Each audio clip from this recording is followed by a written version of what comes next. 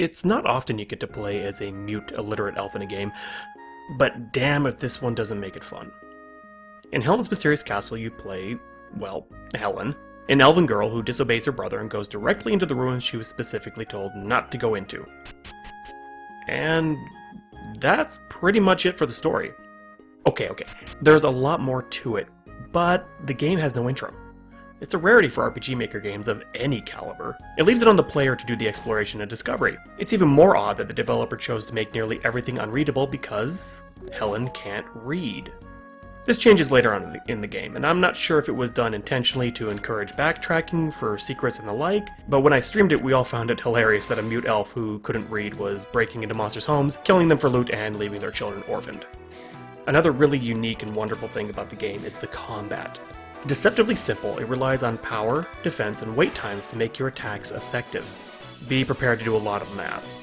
If your attacks take longer than the enemy, they obviously will strike first. If your defense is more than their attack, you take no damage, and vice versa. If you both time it so you would attack at the same time, the game thankfully defaults to the player in every tied instance, so time your attacks well. While I love the game, there was one annoying aspect I was not a huge fan of. The experience and leveling system. Instead of XP being used to level your character, you use it to level items. That's all fine and dandy, but the only way to increase your health is to die.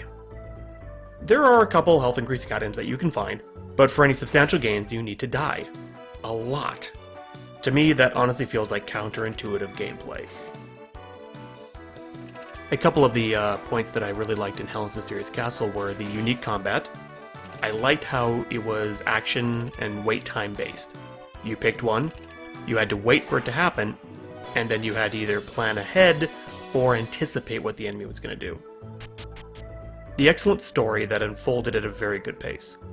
While the game starts abruptly, once you get to the town, it blossoms and turns into a really engaging one. And you uncover more about Helen, her brother, and the castle that you're all trapped in. Plus, being illiterate is fun! I've wasted all these years learning. A couple of so-so elements were, when you start combat, you have no idea what the enemy's going to do. It seems like it's linked to what you pick first, but it can be difficult to judge unless you've already, encountered these enemies before a lot of times and you remember what kind of attacks they lead in with. Personally, I found it a little bit annoying. I'd rather know what the enemy was going to do first so I could adjust mine more accurately, but potato. And on the combat, it can get grindy with a lot of blocking. Many times you have to wait for that perfect opening strike because your weapons don't have enough defense on them to keep you alive as you're fighting. So you'll use your shield, which can block everything, but then you're waiting for that perfectly timed thing where you can take out the enemy without them taking you out first. Plus, there is no intro at all. It just boom, right into the game. I don't know if that's really a good thing or not. Some ways it can be, but this one's just basically, you there, mute stupid girl, go kill things. And now, because I'm a nitpicker, a few of the bad things. There's no actual leveling in the game. XP is just used for items. While I have no problem with systems like that, what I have a problem with is the way you get health. You have to die. Sure, there's a couple food items here and there that'll beef up your health a tiny bit. Pun intended. But to get a substantial increase in health, you have to die a lot. And after a while, it just stops. Also, it's very easy to get kind of locked into a strat, even when you don't intend to.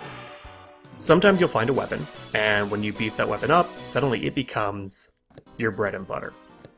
Its defense will be better than just about any enemy's attack for that area, so you'll just do nothing but spam that.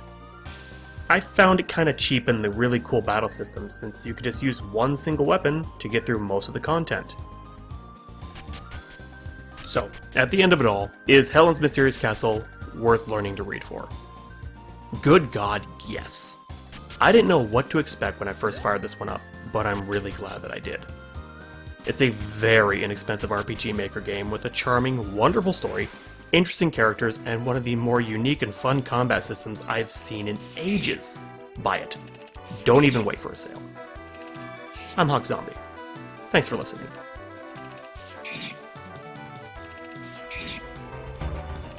there we have it, folks. Another review in the bag. Hope you enjoyed it. If you liked it, subscribe, follow me on Twitch. If you really liked it, then throw me a sub on Twitch or join up to my Patreon account. Links are below.